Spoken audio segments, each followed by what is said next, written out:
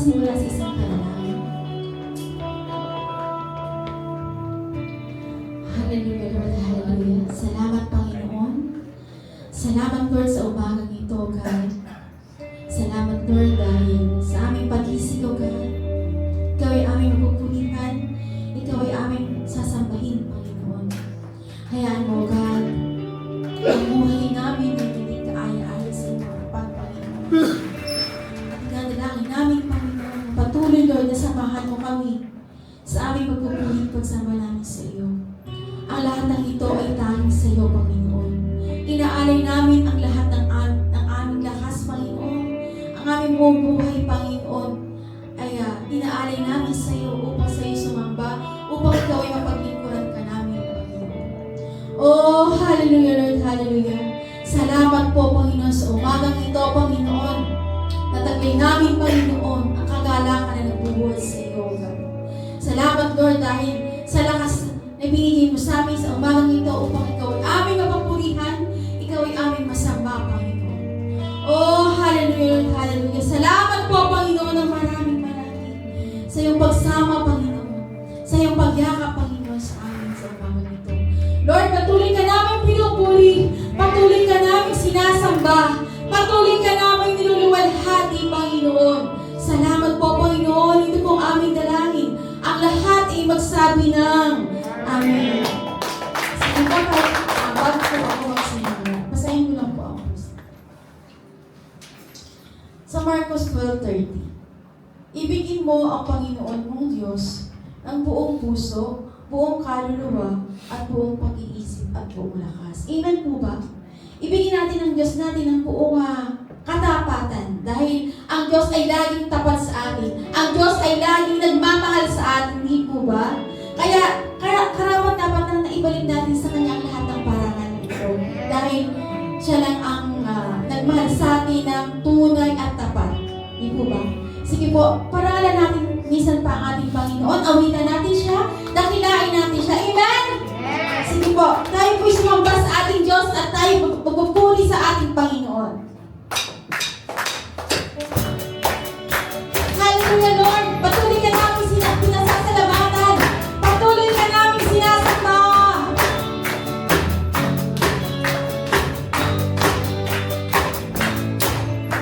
Sinabi ng Diyos, aangat ang buhay ko. Sinabi ng Diyos, sasagana ang buhay ko.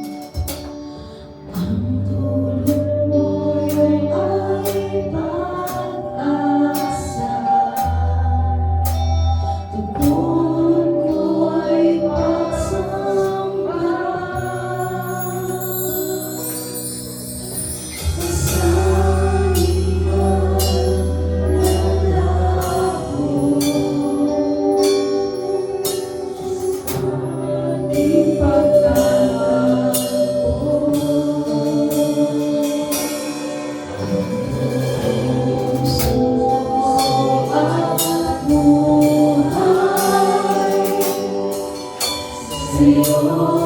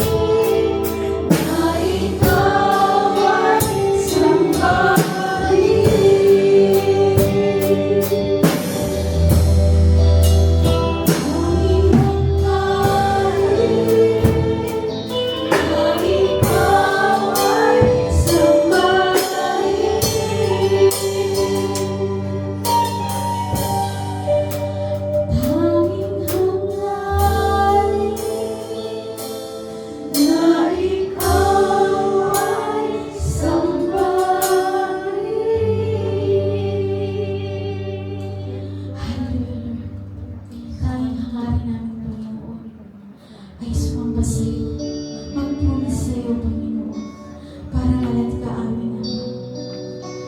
Oh, hallelujah, Lord, hallelujah.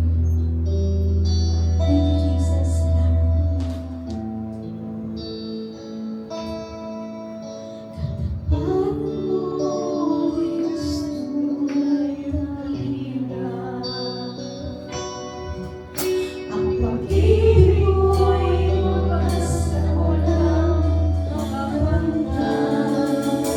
sa aking puso, sa aking buhay. Papuri mo ang sangay iaalay. Bukas noon ngayon at magkailanman, luwalhagin ka.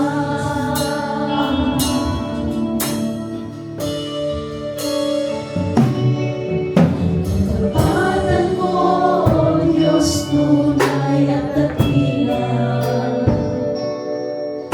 Ang pag-ibig mo'y wagas na walang kapaguran sa aking puso, sa aking buhay.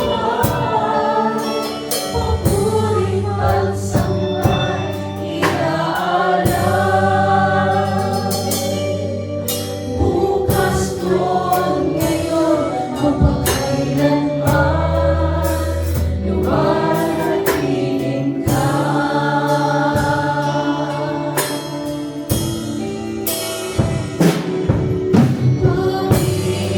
Panginoon, kay buti mo sa akin.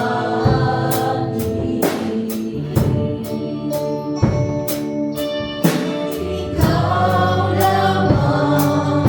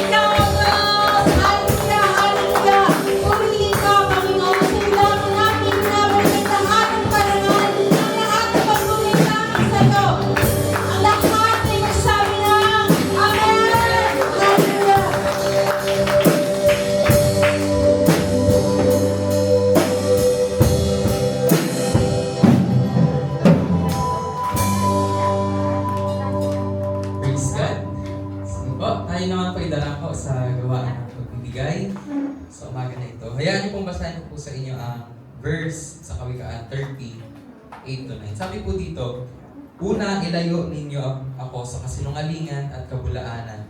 Pangalawa, huwag ninyo akong gawing mayaman o mahirap.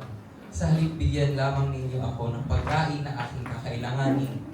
Dahil kung yumaman ako, baka sabihin kong hindi ko na kailangan ang Panginoon. At kung ako naman ay maghihirap, baka matuto akong magnakaw at mailagay ko kayo sa kahihiyan. So yung verse po na ito ay, ito po yung nakituro last week doon sa Kamarin. So, paisip ako, ba't tatanong yung iba sa atin, bakit kaya hindi ako pinapayaman ni Lord? Ganon. So, mapalayo kasi tayo sa ating Panginoon. Alam ng Panginoon yung limitations ng puso natin. Alam ng Diyos yung mga desires natin. Alam ng Diyos na kapag binigyan ka niya ng sobra-sobra, makalumayo ka na sa Kanya, malimutan mo ng Panginoon. Pero hindi rin naman tayo pinagkukulang ng Panginoon. Sinabi dito, baka kung ako ay maging mahirap, baka matuto akong magnakaw at mailagay ko kayo sa kahihiyan. So, ang Diyos ay sapat at higit minsan, di ba, sa atin. So, hindi natin maunawaan anong paliwanag ng Panginoon, bakit ayun yung pinagkakalob niya sa atin. Pero alam nating lahat, tapat ang ating Diyos sa ating mga buhay. Amen po ba? So, hindi niya tayo pinagkukulang, hindi niya tayo pinababayaan. Laging ang kasapatan natin ay nagmumula sa ating Panginoon. So, yun lamang po sa tayo pong lahat ay yung at pumikit ating pong ipanalangin ating mga handog sa ating Diyos. O hallelujah, hallelujah. O purihin ka, Panginoon, Lord God. Salamat, O Diyos, sa magandang umagang ito, Panginoon, Lord God. Salamat, O Diyos, sa aming buhay, Panginoon, Lord God, sa aming lahas, Panginoon, Lord God, sa aming kasiglahan, Panginoon, Lord God, sa aming kalusugan. Salamat, O Diyos, sa aming pinagkakakitaan, sa aming hanap buhay, Panginoon, Lord God. Salamat, O Diyos, sa lahat ng biyayang ito, Panginoon, Lord God. At salamat, O Diyos, dahil patuloy mo kong sinusustain, Panginoon, Lord God. Patuloy mo kami pinibiyayaan, Panginoon, Lord God, sa kabila ng mga pagkukulang namin, Panginoon, Lord God, bagaman kami hindi karapat-dapat, kami ay iyong minamahalan pinoprovidean, Panginoon, Lord God. Maraming salamat, O Diyos, dahil mabuti ka, Panginoon, Lord God, sa iyong mga anak, Panginoon. Salamat, O Diyos, sa iyong kahabagan, Panginoon, Lord God. At sa oras na ito, sa aming paghahandog, makitaan mo kaming pusong masaya, Panginoon, Lord God. May kagalakan, excitement, Panginoon, Lord God, sa mga bagay na ang pagkakaloob namin, Panginoon, Lord God. At sana magkaroon ng bawat isa sa amin ng desire, Panginoon, Lord God, na makapaghandog sa iyo, Panginoon, Lord God. So, pamagitan nito, Panginoon, Lord God, ay magamit pa mga pera, Panginoon, Lord God, sa paglago ng ministeryo, Panginoon, Lord God. At nawa, sa mga handog namin na ito, Panginoon, Lord God, ay mas makilala ka pa, Panginoon, Lord God. Mahayag ka, Panginoon, Lord God. Maraming salamat, O Diyos, at sa iyo lamang po nang binibigay ang pinakamataas na papuri po sa salamat. Ang pagdakila ay sa iyo lamang, Ama. Sa pangalan ni Jesus, natin sa iyo. Amen. At meron din po tayong GCash. Yan po, makisave na po sa mga mahilig po mag-GCash. At meron din pong bank transfer po. Gusto niyo po. God bless you.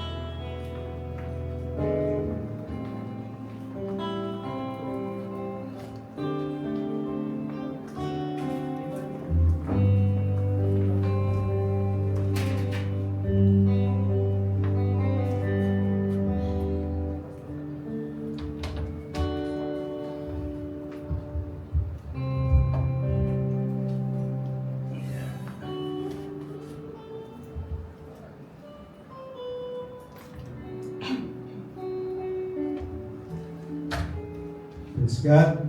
Amen. Yes. Yung katabi na mo, malulong kayo. Medyo ba kayo?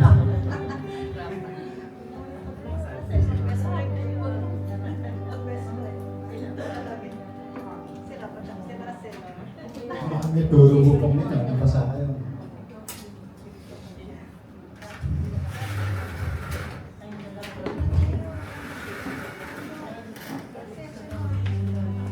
Yan po, anak. Sarap pong magpuri sa Diyos. Amen. Sabi nga ikaw ay dinadalang mabigat. When you don't feel like praising, you don't feel like praying, pray to the Lord. Doon ka dapat, tawag ito, kumbaga labanan mo yung bagay na gano'n, di ba, na parang tinatamad ka magpuri sa Diyos, may langit, doon ka dapat manalangin. So, yung pagpupuri natin kanina, so, maganda, di ba? Ganda yung natin, inawit natin mga worship. Ang Diyos ay karapat-dapat sa lahat ng ating pagpuri pagsamba. Ano man ang kalagayan natin, ano man ang kataliran natin. Amen po ba? Kahit na paulit-ulit ka nagkakasala, ay patuloy ka pa rin magpupuri sa Diyos. Amen po ba? Dahil yun po ang tabi ko ngayon. Sige po, tayo manalangin. Hindi ng gabay sa Diyos. O God, salamat po muli, Panginoon, sa araw na ito, Panginoon. Tunay, Lord, na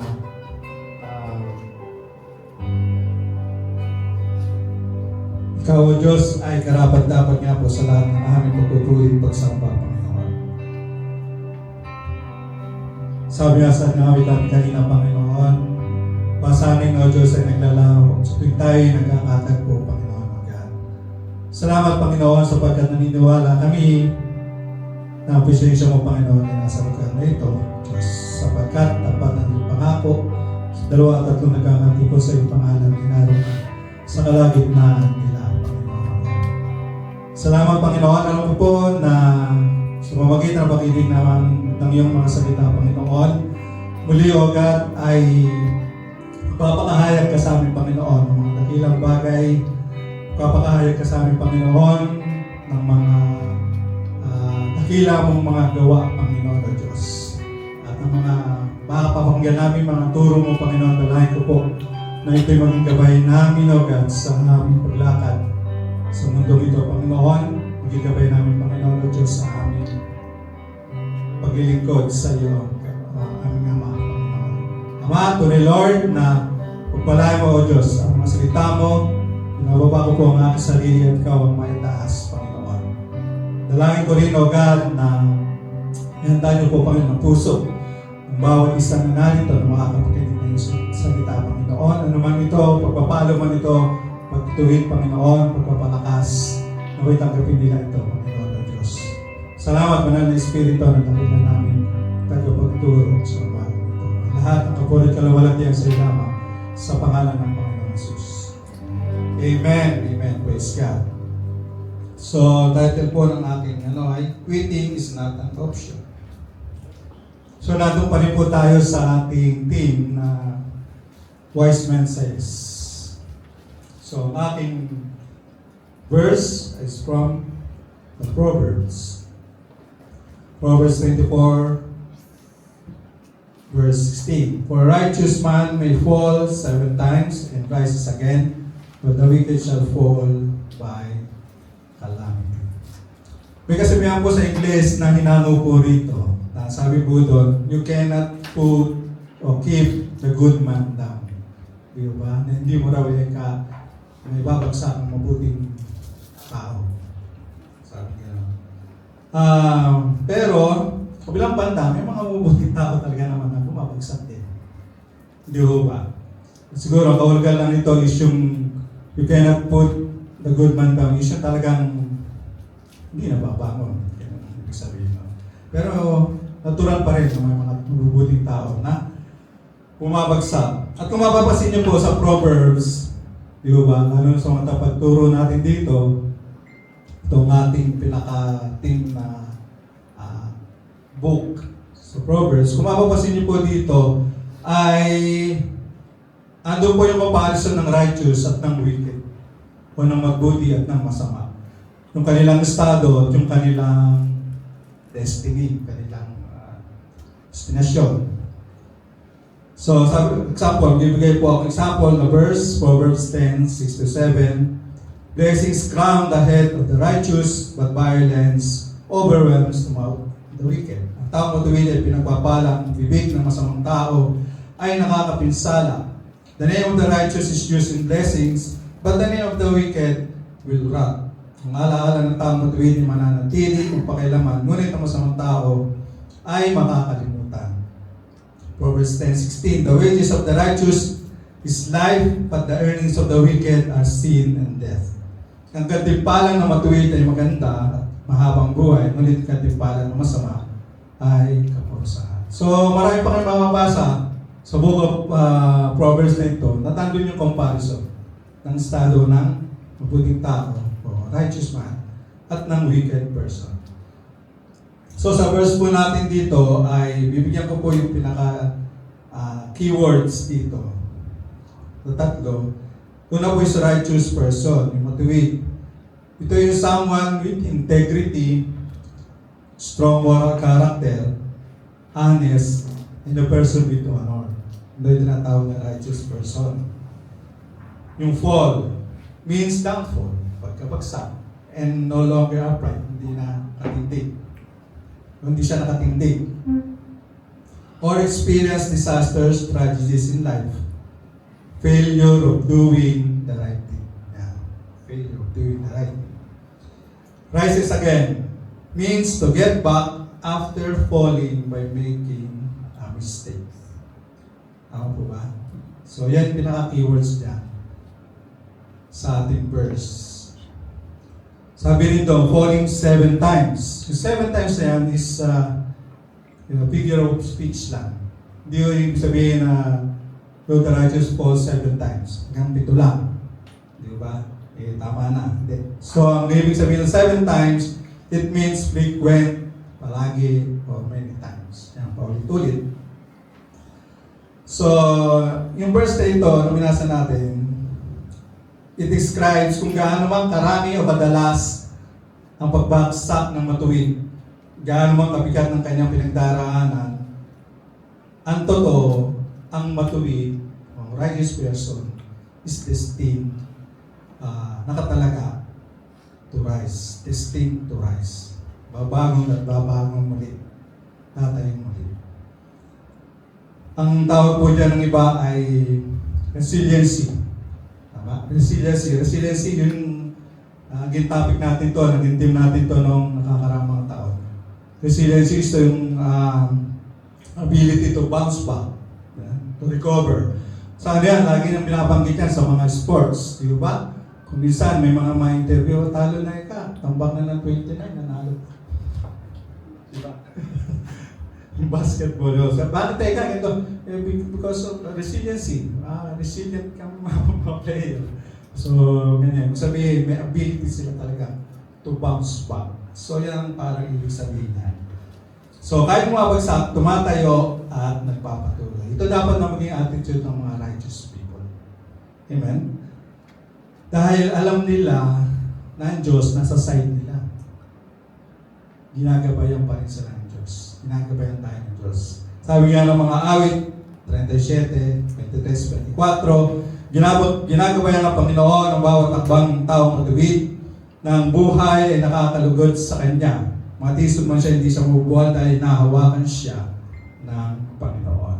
So, yan, ginagabayan daw ng Panginoon ang mga matutuwid. Ang bawat akbang ng taong matuwid. May mga notable righteous person po sa Bible na talaga nag-suffer po ng failure o ng downfall. Ang una nga po dyan ay si Moises. So alam na mo nangyari kay Moises, di ba? Na inaakala niya na siya maging sa palagay niya. Nung time nung una na yun na siya talaga gagamitin ng Panginoon.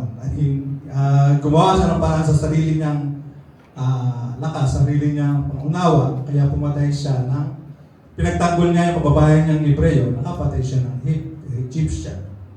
So, sa salita ay naging wanted siya. Kala niya talagang yun na yung time na pagiging leader niya. Nagtago siya, naging fugitive for 40 years.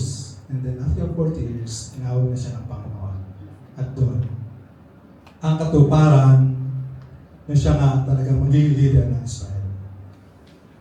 Pangalawa ay si King David. Di ba?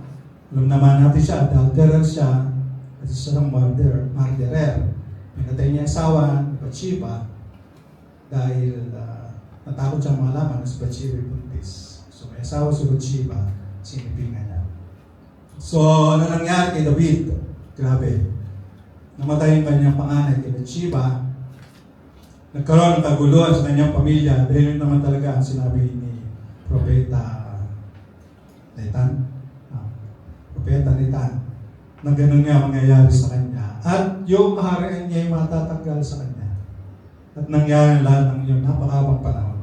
Dahil inagaw ito ng kanyang panganay na anak. Pero later on, binalik din siya ng Panginoon. Nakabangon muli siya, nabalik sa kanya yung kaharian. Pangatlo si Elijah. Pagkatapos ni Elijah na magtagumpay doon sa mga 400 bula ang propeta, pinagpapatay niya ito at at nalaman ito ni Reyna Jezebel. Diba? At nung nalaman ito ni Reyna Jezebel, ay hinanting siya, gusto siyang patayin. Anong nangyari kay Elijah? Nagtago rin, karoon ng takot, at dumating daw sa punto na na-depress siya, Lord, kunin mo na ang buhay ko. Pero hindi nangyari yon. At kinausap siya ng Panginoon doon sa bundok ng Hebron, at pinalakas siya. Muli, ginamit siya ng Panginoon. So ito yung sa mga Old Testament, no? Marami pa actually. Pinili ko lang sila yung mga notable persons na bumagsak pero bumalik muli. At yung pang-apat, si Simon Peter. Simon Pedro. So alam na natin si Simon Pedro, di ba? Tinenay niya ang Lord 3 times. So siya ang ating topic. Si Pedro. Siya ang ating topic ngayon. Bakit siya bumagsak? Ano ba yung mga lessons na makukuha natin? Bakit nangyari sa kanya yun? Ano ba yung attitude na meron si Pedro na lagi siyang nagpe-fail? Ito maraming beses siyang nare-review ni Lord. Marami siyang mga mistakes. Marami siyang mga pagkakamali. Attitude that affected Peter's downfall. So, dalawa lang to. Ito na pansin ko sa kanya. Is yung sa Tagalog, arrogant and ignorante. Arrogant but ignorant. Totoo po, di ba? May pagkamayabang po si Pedro. Tama po ba? Unang pangyayari po ay mga Panginoon lumalakas sa ibabaw ng tubig. Sabi ni Peter sa Mateo 14:28-33. Kung ikaw nga ay ang Panginoon, papuntahin mo nga ako dyan. Diba? Yung bagay na is a sign of disbelief. Parang gusto niya patunayan talaga na ikaw ba talaga yan, Lord? Sige nga, pupuntahin mo nga ako pag ako isip-isip pag ako lumubog dito. Hindi nga, ikaw yan. So, sinusubukan niya, Lord, sige. Sinabi na nga ng Panginoon, ako ito, huwag kayong matakot. Pero sige, sabi ni Lord, lumapit ka. Lumapit nga si Pedro, nakatakot naman siya. Pero nung malapit na siya ay nakaramdam siya ng malakas na hangin, palubog na siya. So, nagalit tuloy siyang Panginoon, ni-rebuke siya. Ang liit ng iyong pananampalataya. Bakit ka nag-aalinlangan? Diba? So, kasi nga may ano to si Pedro. May pagdududa. Sa John 36-9, yung may pangyayari naman po doon na yung paghuhugas. Ito yung sa Last Supper, huhugasan na ng Panginoong Jesus ang kanilang mga paa. Paglapit niya kay Simon Pedro, sinabi ni Pedro, Panginoon, hugasan niyo po ba ang mga paa ko? Sinabi ni Pedro sa kanya, sa verse 8, hindi pwede kayong maghugas ng mga paa ko. No. Never, what? Hindi ako papahugas sa'yo. O sila, mga pa ako, hindi. Parang ganun, sabi ni Pedro. No? Parang namamataas pa. Sabi tuloy ng Panginoon, kung ayaw mong hugasan ko ang paa mo, wala kang kaugnayan sa akin. Kaya sinabi ni Simon Pedro, kung gano'n Panginoon, hindi lang po ang mga paa ko hugasan niyo, kundi pati ang mga kamay at ulo. Di ba nakakatawa yung storya nito? Ayaw niyo pa hugas ng paan, malaman niyo wala doon sa kaugnayan, paliguan mo na after. Di ba? So parang marunong ka pa, sabi ng Panginoon Jesus, parang marunong ka pa sa akin. Akala niya matuwid yung ginawa niya, yung pagtangging niya yun, na huwag niyo akong hugasan, Panginoon, yung aking paa. Ayaw niya. Akala niya matutuwa ang Panginoon na pagpapakita siya na parang siya pa yung parang nagpapakumbaba sa Panginoon. Pero akala niya, ganun lang yun. Pero ang Panginoong Jesus, may ibig siyang sabihin kung bakit niya ginagawa yun. Itong si Peter ay aastang gano'n. Wala siyang kalaman lang. Pagka ignorant nga. Nagmamarunong. Di ba? So yung dalawang bagay na yun, yung bagay na yun, isang bagay na nakita ko sa kanya, may pagkamayabang din mong talaga ito si Pedro. Babasahin ko yung niya. Yung story niya, di ba? Pangalawa is yung pagiging impulsive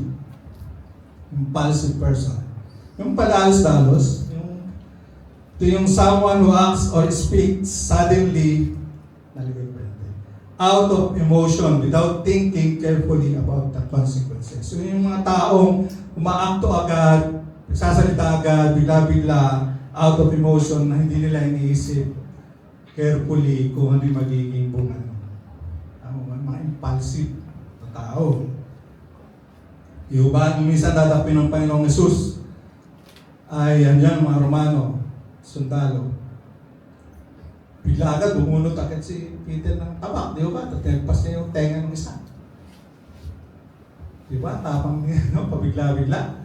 Si tenga ni pangalan na si Melchus, so, no? May pangalan, tandaan, may pangalan yung tinagpasan ng tenga. Tuloy, binalik naman yun ng Lord. Eh. So, sabi ng Panginoon Jesus sa John 18:11, pero sinaway ni Jesus si Pedro, ibalik mo ang espada mo sa lalagyan ito. Sa palagay mo ba hindi ko titisin ang paghihirap na binigay sa akin ng Ama? Diba? Pabigla-bigla siya, hindi niya alam na yun ang kalooban ng Diyos. Talagang huhulihin siya. So, ang tapang niya, pero wala naman sa lugar. Katuloy, baka siya lang. Pero yung mga kasama niya, hindi naman ibo. So, pabigla-bigla siya, mananagana agad. Doon sa Mateo 26:31 hanggang 35, sabi ng Panginoon, iiwan ninyo ako ngayong gabi. Sabi ni Pedro, kahit iwanan kayo ng lahat, hindi ko kayo iiwan. Sinasabi ko sa inyo ang totoo. Sinasabi ko sa inyo ang totoo, bago tumilaw ang manok ngayong gabi, 3 beses mo ikakaila na kilala mo ako. Sinabi ni Pedro, hindi ko po kayo ikakaila kahit napatayin po. Ako kasama ninyo. So, yan na naman. Nagsalita na naman siya nang wala.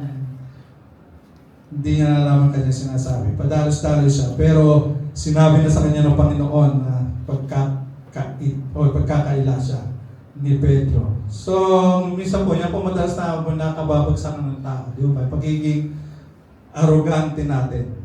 Pagiging mayabang. Di ba yung tinuro ni Pastor last week? Yung kayabangan, kinababagsak madalas ng tao. Sabi ng Kawikaan 16:8, ang kayabangan ay umahantong sa kapahamakan at ang nagmamataas ay ibabagsak. So yan, kung mayabang talaga ibabagsak ng Panginoon. At kung ikaw ay ignorante, lalo na sa salita ng Diyos, sa kanyang mga pangako at layunin, ay mapapahamak dito tayo. Sabi ng Hosea 4:6, napapahamak ang aking mga mamamayan dahil kulang ang kaalaman nila tungkol sa akin. So yan, napapahamak daw ang tao because of lack of word of the Lord. Ayan po ba? O yung pagiging yan, impulsive, yung pabigla-bigla. Di ba naranasan natin yan? Yung padalos-dalos tayo mananagta. Minsan may nasasaktan na tayo. O minsan, mabigat yung kamay natin, nakakapanakit na agad tayo. At di mo na natin pinag-iisipang mabuti bago tayo magsalita o gawin ng isang bagay. Sabi nga ng Proverbs 14:17, an impulsive person has a short fuse and can ruin everything, but the wise show self-control. Alam niyo ba yung fuse? Di ba yung fuse, ginagamit siya protection eh, para pag lumakas yung voltahe, ay puputok to. So, ganun eh. Pag maliit yung fuse at may pumasok na malaking voltahe, puputok. At nasisira yung aparato. So, ganun daw yun. Yung impulsive person, yung parang fuse. Diba? Pumuputok. Pumuputok agad. Kaya, pabigla-bigla siya, nasisira tuloy. Nasisira ang mga bagay-bagay. O nakakapanira siya ng kanyang kapwa. Amen? Kailangan daw meron lang self-control. The wise show self-control. Now, tingnan natin yung pagbagsak ni Pedro. Sa Lucas 22, 56 hanggang 51, ay 61. Pero tumalo na po ako, hindi naman natin babasahin. Doon na tayo sa pangatlong pagdideny niya. Verse 59, pagkalipas ng isang oras, iginit naman ang isa sa naroon. Siguradong kasama ni Jesus ang taong ito, sapagkat isa siyang taga Galilea. Sabi ni Pedro, ngunit sumagot si Pedro, Ginoo, hindi ko nalalaman ang sinasabi ninyo. Nagsasalita pa siya nung biglang may tumilawak na manok. Yan. Ngunit, susunod, wala rin pa. Lumingon ang Panginoon at tumingin kay Pedro. At naalala ni Pedro ang sinabi ng Panginoon, bago tumilawak ang manok sa araw nito, 3 beses mo ako ikakaila. Lumabas si Pedro at umiyak ng buong pag-ina. So, nakita natin, ng lahat ng sinabi ni Pedro nung sila naghahapunan, di ba? Hindi ko kayo tatakwil, hindi ko kayo kakain. Ay, nangyari, nilunok lahat ni Pedro kanyang mga sinabi. Di ba? At tapang-tapang niya, ang time na yan. Actually, di lang naman siya. Naano lang naman siya tao doon. Pagka talagang napokusan sa kanyang Panginoon. Pero totoo, ganun din ang sinabi ng mga alagad. Panginoon, di rin namin kayo kakaila. Di namin kayo iiwanan. Pero iniwanan din siya. Actually, si Pedro nga lang talagang medyo may katapangan. Dahil siya sumunod sa Panginoon hanggang sa paglilitis nito. Pero hindi hanggang katapangan niya, hindi hanggang kamatayan. Di ba? Dahil kaya iniisip niya pag nahuli siya, kasama rin siya sa papatay. Kaya todo tanggi siya. At nangyari nga, sinabi ng Zacarias 13:7, papatayin ko ang pastol at kakawat-watak ang mga tupa. So gano'n na nangyari. After na mahuli ang Panginoon, kanya-kanyang mga apostol. At yun nga, si Peter lang talaga sumunod sa ating Panginoong Jesus. At doon sa pangatlong pagtanggingan niya o pagkakaila, pinatumila ako ng manok. Alam niyo, magsisegue lang po ako. Actually, ito na po na ano gagawin ako, pinag-aaralan ko ito. Segue po ako. Ang Panginoon po may klikahan ng lahat ng bagay. Kaya po ba? Mga kalikasan, tao, hayop. At ang lahat, ang kanyang, basta may sabihin ng Panginoon, sa kanya ay sumusunod, maging ang mga kalikasan at ang hayop. Pinagtagni ko lang po ito. Di ba ang Panginoon nandun ng bagyo, binabagyo sila, sabi ng Panginoon sa kalikasan. Peace, be still. Tumigil yung bagyo, unos. Sumunod sa kanya. Sabi ng Panginoon, magugutom siya sa puno ng higos. Wala kang bunga. Wala ngayon, hindi ka na magkakabunga. Kaya kinabukasan, pagdahil patay yung puno ng higos. So, nung sinabi ng Panginoon kina Peter, ihulog niyo yung lambat dyan. Hulog niyo yung lambat dyan. Lord, tirik na ho ang araw. Wala na magdamag na ho kami ng huli. Basta ihulog niyo yung lambat. Ihulog na Peter yung lambat, nakahuli sila ng laksa. Di ba? Nung isa namang natanong sila, nagbabayad sila ng buwis. So, sabi ng Panginoon kay Pedro, si Pedro naman, sige Pedro, punta ka doon sa lawa. Mamingwit ka doon. At pagka mamingwit mo doon, may makukuha kang isda. Merong, ang tawag doon, silver, pilak. May subo-subong pilak yung isda. Kuhanin mo yun, at yun daw, ang ibayad mo para sa atin. Ibayad mo para sa buwis nating dalawa. So, pinagtagni-tagni ko po ito. Hindi ito, alam niyo, kung isipin niyo po, hindi ito parang kwentong hindi pa. Kasi basta sinabi ng Panginoon, susunod eh. Di ba? Yung mga isda, sa tingin mo, maghapon na nga naman sila. Sige, ibuhos na lang, makakahuli kayo. Sa panalita ng Panginoon yung mga isda na yun, sumunod. So, sinabi ng Panginoon, papahuli tayo. Nakagas nyo yung ibig sabihin. Yung isda na itong nakakuha ng pilak, ay siguro talagang kinuha na kagi sa piling, nulunok niya kasi nanok niya yung pamingwit niya. Hinanap niya pa ni Pedro. Kasi sabi ng Panginoon kailangan mo mangyari. Nagigis niyo yung ibig sabihin. Parang kung minsan isip niya, ang hirap mangyari, Parang kwentong bata. Pero ito lang yan. Ibig sabihin, sumusunod, basta sinabi ng Panginoon, sumusunod ang lahat ng kalikasan. Yung pagtilaok ng manok, niisip ko to, pagtilaok ng manok, ay talaga hindi ito coincidence lang. Hindi ito nagkataon lang. Di ba, maaga yun Although madaling araw na pwedeng tumilaok. Pero titilaok sa after magkikaila ni Pedro. Di ba? Siguro, sabi nung rooster na yan, ako yata pinagtitay, pinagtitilaok ng Lord din pa. Siguro tayo pa ko siya. Siguro tayo pa usap. Kahit pa usap ako, titilaok ako, nandito Nag-iisa lang siya, kailangan, alam naman, yung isang manok na baka di marinig. Then nag-guess nyo yung sabihin, hindi ito coincidence Talaga sinabi ng Panginoon O, di ba? O ikaw ang titilao ka. Pausap ko Hindi ikaw nga niya, ikaw titilao.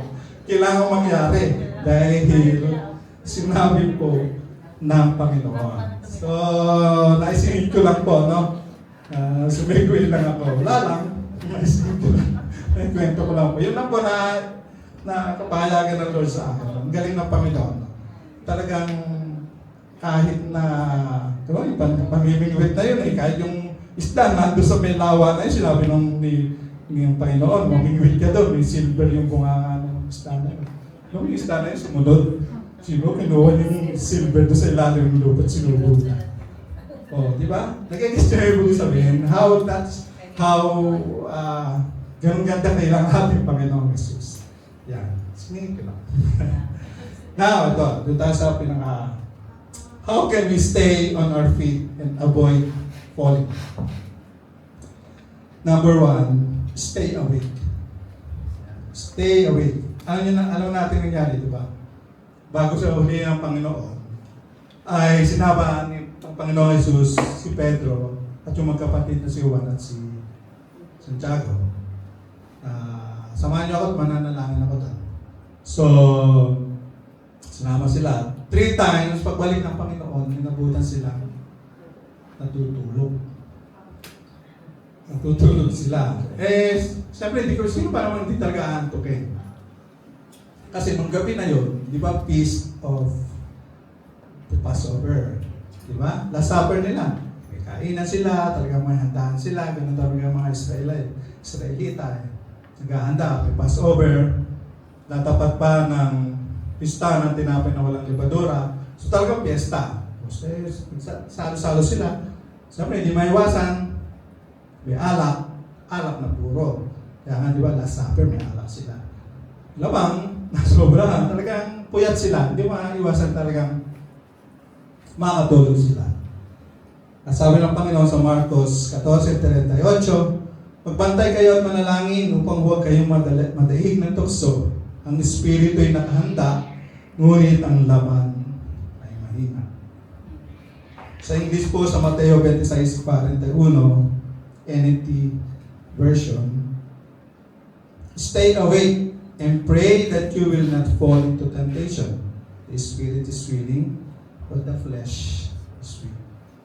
Stay awake. Laging gising, magpuyat daw kayo. Not actually ito, sinabi ng Panginoon, magpuyat kayo lagi. Literally magpupuyat kayo. Baka naman, madali na po natin. Spiritually, magpupuyat tayo. Dapat lagi tayo. Sa ibang terms, sinabi doon ay be on guard, be watchful. Magbantay. Actually, yung stay awake po na yan, sinabi rin po ng Panginoon yan doon sa Marcos 13. Yan po nilagay dyan. Kung saan nagbigay siya ng parable about sa second kanyang patungkol sa kanyang pagbabalik. Ang example niya doon is yung may-ari ng bahay na umalis at hindi alam kung kailan babalik. Sabi ng Panginoon, 3 beses binanggit doon yung stay awake. Stay awake. For you do not know when the master of the house will come, lest you will be found asleep. Baka abutan kayo natutulog. So, Stay awake. Meaning magpantay lagi, magpuyat lagi, hindi literally puyat, kumbaga be watchful. Kumbaga wag yung matutulog lagi, tutulog-tulog na Kristiyano. Ayun po ba? Natutunan ito ni Pedro. Natutunan ni Pedro to. Kaya nasabi niya sa kanyang aklat, unang Pedro 5:8, maging ganda kayo at pagbantay. Ang diablo ang kaway ninyo ay parang liyong umuungal at aali-aligi naghahanap ng malalapat. So, may natutunan si Pedro. Kung ano yung sinabi ng Panginoon sa kanila noon, be watchful, stay awake. At yun ang sinishare niya sa atin. Magbantay tayo dahil ang kaaway natin naghahanap ng masisila. So dapat lagi nagmamadyak tayo sa galaw at kilos ng kaaway. Nagbabantay dapat tayo sa anumang mga ipupukol niya mga palasok sa atin. So, staying awake also means lagi tayo dapat God conscious. God conscious. Number 2, when you have failed, look into the eyes of Jesus. After one last denial po ni Pedro, pagtilawak naman ako, nasabi sa Lucas 22:61, lumingon ang Panginoon na tumingin kay Pedro at naalala ni Pedro ang sinabi ng Panginoon. So iniisip ko pa rin ito, lapit-lapit lang pala ng Panginoon. No? Siguro yung time na yun, hindi na dadali ng Panginoon, hindi ko alam kung saan dadali. Siguro, lalakad ng Panginoon at si Pedro nandito. Tumila ako manok, narinig ng Panginoon. Yun lang pala, magkalapit lang pala sila. At nakita niya itong si Pedro. Parang sinasabi ng Panginoong Jesus sa kanya, now, totoo ang sinasabi ko. Now you have denied me at iiwan mo ako. At ganun nga nangyari. Tama po ba? Umalis siya, lumayo siya, nag-iiyak siya, at siya ay nagsisi. Nakita natin yung pagbagsak ni Pedro dito, pero hindi ito humantong sa pagpapatiwakal. Tama po ba? Hindi kagaya ng nangyari sa isa. Nagpatiwakal. Nagsisi nga siya, kaso inunahan naman niya doon.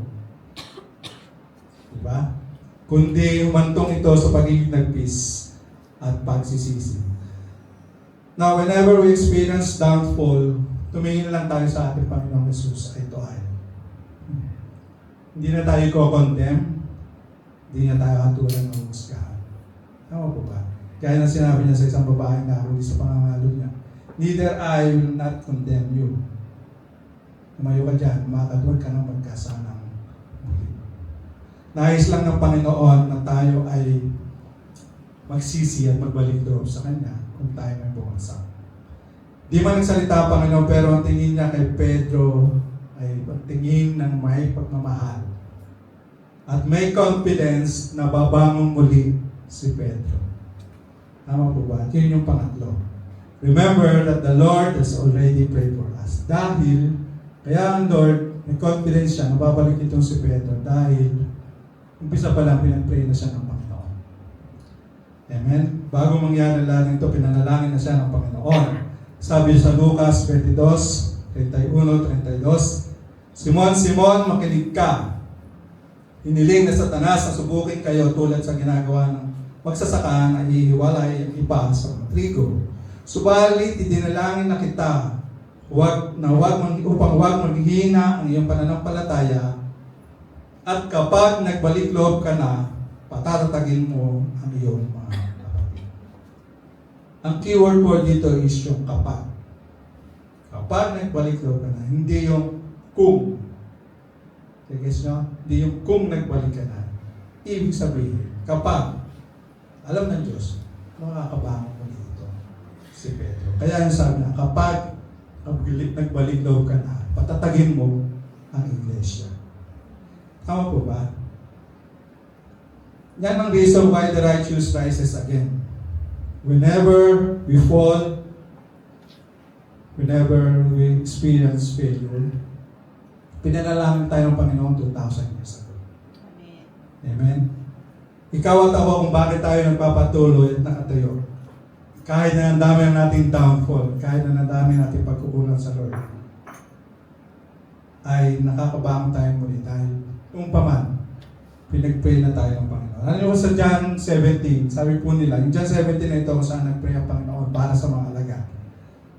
May nabasa po, this is the sweetest chapter, sabi niya, because of the intimate prayer of Jesus the Father para sa mga alagad niya. Actually, hindi lang yung para sa mga alagad niya, kundi para sa atin lahat. Sabi sa John 17:20, kasi sa umpisa nito, pinagbe-pray niyo mga alagad. Pero sabi ng Panginoon dito, hindi lamang sila ang dinadalangin ko, yung mga alagad, kundi pati ang mga mananalig sa akin at sa akin dahil sa kanilang pahayag, dahil sa pahayag ng mga apostol. So kayo ba'y nananalig? Kayo ba'y mga mananampalataya? So ang panalangin ng Panginoon, kung bakit tayo nakakabangon, ay matagal na itong pinanalangin sa atin ng Panginoon. Amen po ba? So, conclusion na po. Bawat isa sa atin may kanya-kanyang downfall. Ano po ba? At marami ang pinagdaan ng pagbagsak. Kaya, palampakan ninyo ang Panginoon, palampakan ninyo ang sarili kayo na ito pa. Ano po ba? Kung bakit kayo nandito pa, kung bakit tayo magpapatuloy. Marami tayong pinagdaanan. Pagsubok, kukulang sa Panginoon, pagkakasala sa Panginoon, mga pagbagsak. Pero naririto pa rin tayo. Kaya totoo yung panalangin ng Panginoon para sa atin. Amen po ba? The truth is, many times talaga we fail God. Maaaring maulit yun. At dyan, pero maulit, kabangulit, it's the reality. Kaya nga, pero wag namang talagang dahantong sa talagang bagsak na bagsak ka, hindi ka mababalik sa Panginoon.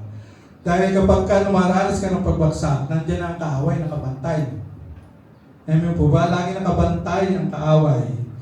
Gusto ng kaaway na makita niya tayong bagsak.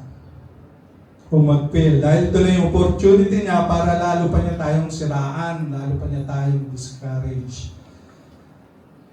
Lalo niya tayong i-condemn na lagi ka na lang ganyan, paulit-ulit. Ganyan ka na naman. Diba? Ganyan tao eh. Pinipersecute ka, ay pinano ka. Parang sa husgado na, pinipersecute ka, o ganyan ka na naman. Ginawa mo yun na naman yan. Kinokondemn ka na. Doon ka niya tutuksuhin na gawin mo lalo ang mga bagay na ayaw ng Panginoon. Kung kailan bagsak ka, doon na, tutuksuhin ka na, didikta ka na sa utak mo, galit sa iyong Panginoon. Dahil kasala ka na naman. Kung baka parang bibigyan ka ng guilty feelings. Di ba? Nararamdaman nyo ba yan? Naranasan nyo minsan yan? Na guilty ka, parang ayaw mo doon lumapit sa Panginoon. Huwag po, dahil dikta po yun ng kaaway. Huhusgahan ka niya. Doon niya sasabihin, huwag ka nang magbasa ng Biblia, wala kang nangyayari, huwag ka nang matin. Huwag ka nang maglingko, huwag ka nang mag-pray. Lagi ka lang kasing bagsak. So, huwag po tayo padikta sa kaaway. Pumaksak man tayo sa pagkakasala, tumingin pa rin tayo sa ating Panginoong Hesus na puno ng kahabagan at biyaya. Ang gusto ng kaaway, isipin niya na malayo na tayo sa Panginoon at mahirapan ka na bumalik, lumapit pa sa Kanya. Sabi po ni Reverend Adrian Rogers, I failed many times, but that is not what the devil was really interested. He was trying to make me feel apart from God. Amen? Nag-fail daw siya maraming beses na, pero hindi interested din yung kaaway. Alam niya yun, gusto niya yun. Pero ang gusto niya, maramdaman mo na pag-bagsak ka, malayo ka sa Panginoon at hindi ka na makakalapit pa sa Diyos. So huwag tayong pagdidikta sa ganun pa bagay. Huwag po tayong sumuko dahil sabi nung kinanta natin nakarang linggo, di ba? Salamat Panginoon, di mo ako iniwan. Salamat o Diyos, hindi mo ako sinubukan. Ang Diyos po hindi sumusuko sa atin. God never quits on us. Therefore, sa atin, quitting is not an option. Tayo po'y manalangin. Hallelujah, hallelujah. Salamat o Diyos. Salamat o Diyos sa iyong katuruan. Salamat, Panginoon, sa buhay ng mga taong ito, Panginoon. Sina Moises, David, Elijah, Panginoon, at si Simon Peter, Panginoon. Nakita namin, Panginoon, kung ano yung pagbagsak, Panginoon. At nakita rin namin, Panginoon, kung paano mo sila ibinangon ng Diyos. Kami man, Panginoon, ay nakakaranas ng ganitong bagay. Nakakaranas kami, Panginoon, na i-fail ka namin. Kung bumagsak kami, magkasala kami, Panginoon. Pero ang kahabagan ng biyaya mo ay hindi nagmamaliw, Panginoon. Tulungan mo kami, Panginoon o Diyos, at huwag daraan kami sa ganitong kalagayan ng aming buhay, sa isip namin, Panginoon, na ayaw mo kami lumayo sa iyo, Panginoon. Matagal na, Panginoon, na pinanalangin mo kami, kaya na sinabi, ang lahat ay binigay. Sabi ni Jesus, ang lahat ay binigay mo sa akin, at walang ibang makaaagaw sa akin. Salamat o Diyos sapagkat ito ang tapat mong pangako. No one can snatch from you, Panginoon. No one can snatch sa mga tupang mo, Panginoon, mula sa iyo, Panginoon, at hindi mo iyong makayagan. Salamat o Diyos at nananatili kami nakatayo, nananatili kami nakatindig, Panginoon, at dalangin namin o Diyos na kung there are times na dumating kami sa ganong sitwasyon, ay alam na namin, Panginoon, kung paano, Diyos, kami makakabalik sa iyo, Panginoon. And help us, Panginoon, teach us, Panginoon, to help others, Panginoon, dumaraan sa ganitong pagsubok sa buhay, mga bumagsak, mga nagkasalat, tumalikod na sa iyo, Panginoon. Teach us, Panginoon, to reach them out and help them, Panginoon, makabalik sa iyo. Ama, salamat sa iyong salita. Kayo po magpala nito, Panginoon. Salamat po, Panginoon, sa mga Espiritu mo. Kasi ang aming naging tagapagturo sa araw na ito. Ang mga salita mo'y buhay, Panginoon. Kaya nga po, Panginoon, palaguin mo ito, Panginoon. Kami ang nagtanim, Panginoon, pero ikaw magpapalago. Salamat, Ama, sa mga salita mo ito. Purihin ka, Panginoon. Nakilahin ka, Panginoon, o Diyos. Sa umaga ito. Lahat ng karangal kailangan sa iyo lamang sa pangalan po ng Panginoon Jesus. Sige, magtayo po si tayo. Tayo po yung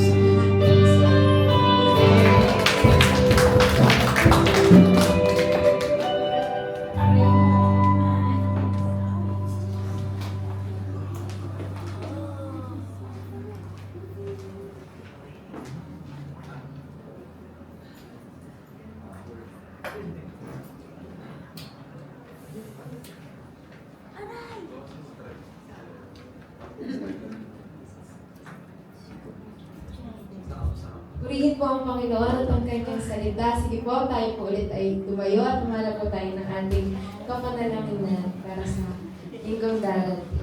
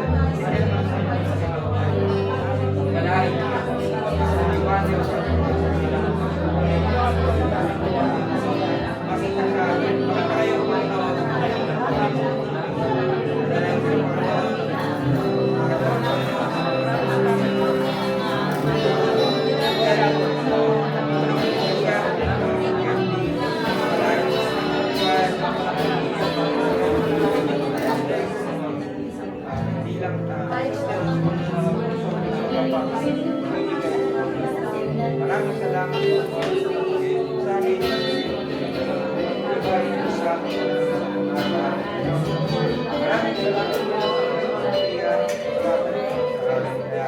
maraming salamat sa inyo. Yan ang pinapuri at pagpahala.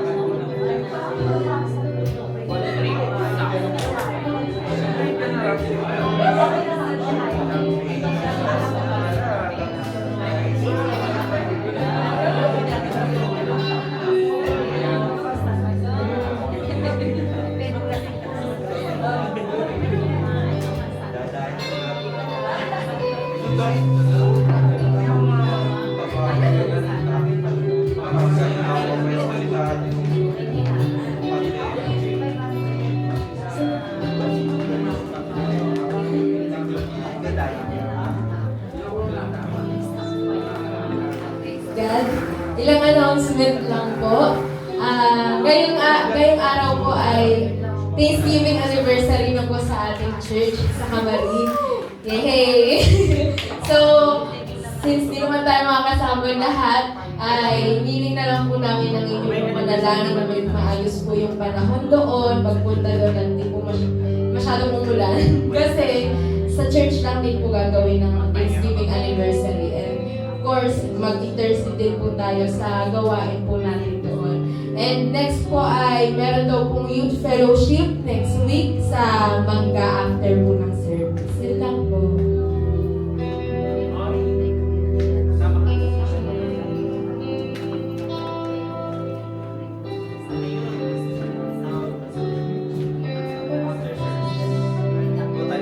Tumayo, tayo ay tumawag sa pangpasok na langit. Ganda ng ating topic sa umaga to, amen. Quitting is not an option. Amen po ba doon? Kaya tuloy-tuloy lang ang ating buhay, tuloy-tuloy ang ating laban sa buhay na ito. Amen po ba doon? Tandaan po natin yun na hindi po sinusukat ng Diyos ang ating kinabukasan ayon sa ating mga nakaraan, ayon sa ating kasalukuyan. Hindi po yun ang sukatan ng Diyos sa ating magiging kinabukasan. At At tandaan din po natin mga kapatid na huwag nating hayaan na yung ating mga nagiging pagkukulang, mga downfall natin, pagkakamali natin, ang magdikta ng ating kinabukasan. Ang ating kinabukasan ay laging nasa kamay ng ating Panginoon. Tuloy-tuloy lang po ang buhay natin. Amin po ba doon? Tayo po ay manalangin sa Diyos. Lord, salamat po sa napakagandang mensahe ng tinay na ginamit po sa JB, Lord. Salamat po. Tunay po, Panginoon, hindi ka patapos sa buhay ng bawat isa po sa amin. Araw-araw, iba't iba ang karanasan ng bawat isa po sa amin. Ito po ay disenyo mo upang kami ay higit pang umapit sa iyo, Panginoon, maniwala sa iyo, Panginoon, sapagkat alam po namin, Ama, na magandang lagi ang layo mo sa bawat isa po sa amin. Huwag mong hayaan, Panginoon, na diktahan ang aming pong buhay ng mga downfalls namin, mga shortcomings namin, mga pagkukulang, mga pagkakamali po namin. Huwag mong hayaan, O Diyos, ang mga bagay na yon ang magdikta sa aming pong kinabukasan, Panginoon, sapagkat alam po namin, O Diyos, sa lahat ng mga bagay na nagaganap sa buhay namin, sa likod ng mga ito, may mabuti ang plano tayo din, Panginoon. Kaya po, salamat po, Ama, sapagkat alam po namin na Ikaw ang magtatagumpay sa buhay po ng bawat isa po sa amin. Hindi po namin nahayaan, Panginoon, na kung may mga pagkakataon mo na kami nakakaramdam ng kawalang gana sa paglilingkod, ng kawalang gana magbasa ng Bible, kawalang gana manalangin, o hayaan, O Diyos, na kami balansin ng kaaway. Sa halip kung kami man ay nagkakaroon ng mga ganong pakiramdam, ay higit namin gawin ang tama, Panginoon. Manalangin, tumulog sa iyo, magbasa ng Bible, makipag-ugnayan sa iyo, Panginoon, huwag namin hayaan na ang aming pong kaaway na Satanas ay balansi ang bawat isa po sa amin. Lord, bigyan mo kami lagi ng gising na diwa. Bigyan mo kami lagi ng matalinong pag-iisip upang kami ay hindi madaya ng kaaway, Panginoon. Lord, sa buong isang linggo ito, samahan mo po ang bawat isa po sa amin sa lahat ng mga desisyon sa buhay, sa lahat ng aming gagawin, sa trabaho man, sa mga pamilya namin, Panginoon. Lord, hayaan mo po na ang buong isang linggo ito ay maipagkatiwala po namin sa iyo, Panginoon. Salamat po at amin pong dinideklara ang katagumpayan, ang kasaganaan, ang kalusugan sa buhay ng bawat isa sa amin, sa aming mga pamilya. At umaasa po kami, Panginoon, na ang buong isang linggo ito ay magiging pagpapala sa buhay ng bawat isa po sa amin. Lord, habang pong nakataas ang kamay ng bawat isa, ay aking pong iniiwan ang iyong pong pagpapala at pagpapaspas. Pagpalain nawa kayo at ingatan ni Yahweh, naway kahabagan niya kay subaybayan, Ligapin niyo naman kayo at bigyan ng kapayapaan sa pangalan ng Ama, ng Anak at ng Banal na Espiritu ngayon at magpakailanman. At ako'y magsabi na, Amen, Amen.